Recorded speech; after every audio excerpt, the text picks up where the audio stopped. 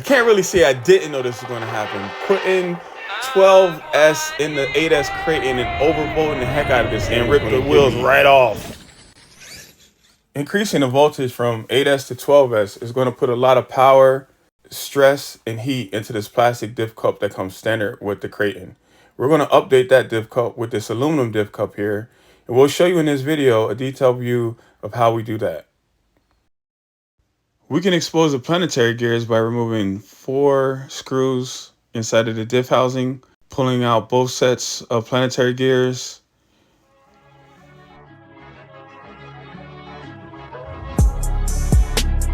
and also the sun gear at the bottom.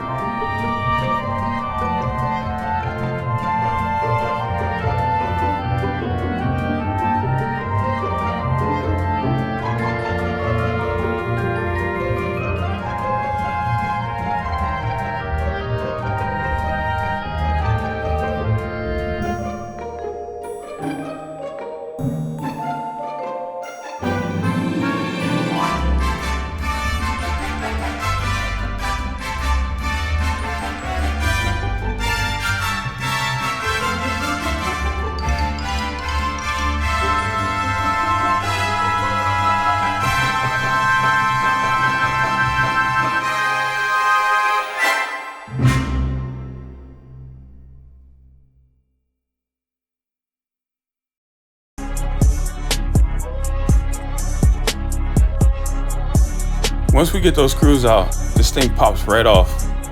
Well, you have to wrestle it a little bit, depending on how old your Kraton is. Now you should have clear sealing to pull this right out. You have to wiggle it a little bit, give it a little dance, but it'll come right on out once you do that. Let's hold on to this shim for later. We'll use that with our new diff. Shim's in place. Now we can fit the new diff inside the diff housing. We gotta shimmy it in a little bit, shimmy it in. Make sure the dog bones are in while you're doing this. Give it one last tug. Since it's encased, we can lube this whole thing up pretty good. I might have went too far with the lube, but it's encased so the dirt should stay out and the lube should stay in.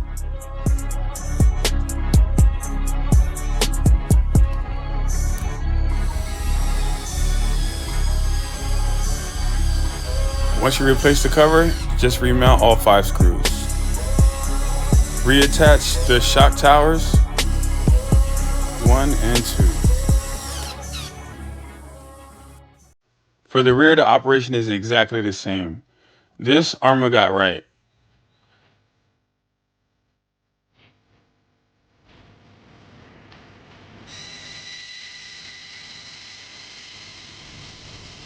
Once you remove all your screws, the cover pops right off.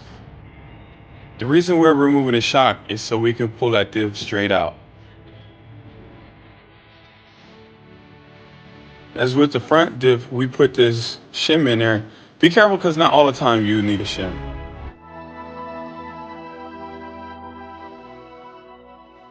The old diff definitely was crunchy. I could hear it when I was driving. That's what motivated me to just get a new one. You can see inside of here, the input gear and the main gear are both spiral, super beefy. Arma really nailed it with the engineering here.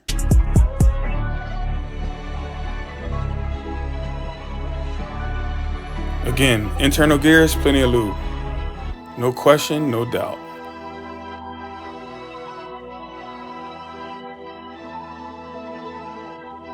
Insert the dog bones, the diff slide right in.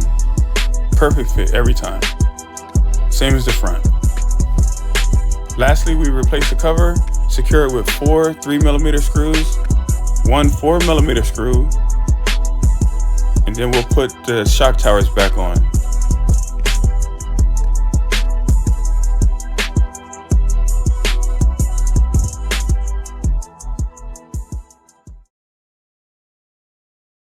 Now it's time for our functional check. Let's see if all this work is worth it. We're looking for power, speed, quickness, durability, armor tough, right?